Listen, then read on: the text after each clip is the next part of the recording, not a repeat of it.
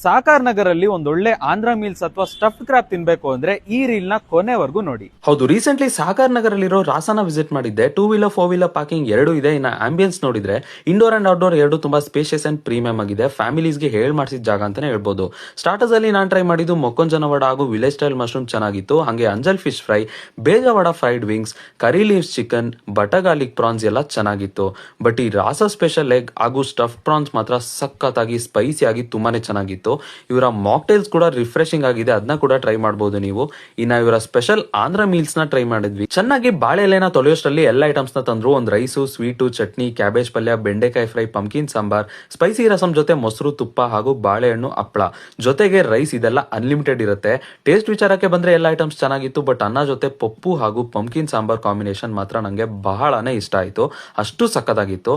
ಇವರ ಬಿರಿಯಾನಿಗಳನ್ನ ಟ್ರೈ ಮಾಡೋದ್ ಮರಿಬೇಡಿ, ಒಂದಕ್ಕಿಂತ ಒಂದು ಸ್ಪೈಸಿ ಆಗಿ ಸಖತ್ತಾಗಿರುತ್ತೆ. ಕೊನೆಗೆ ಈ ಜ್ಯೂಸಿ ಅಪ್ರಿಕಾಟ್ ಡಿಲೈಟ್ ನ ಮಿಸ್ ಮಾಡಲೇಬೇಡಿ, ಸಖತ್ತಾಗಿತ್ತು. ನೀವು ನಿಮ್ಮ ಫ್ರೆಂಡ್ಸ್ ಅಂಡ್ ಫ್ಯಾಮಿಲಿ ಜೊತೆ ರಾಸಾನ ವಿಸಿಟ್ ಮಾಡಿ ಅಂಡ್ ಇದೇ ತರ ರೆಸ್ಟೋರೆಂಟ್ ಕಂಟೆಂಟ್ಗೆ ನನ್ನ ಪೇಜ್ ನ ಫಾಲೋ ಮಾಡಿ.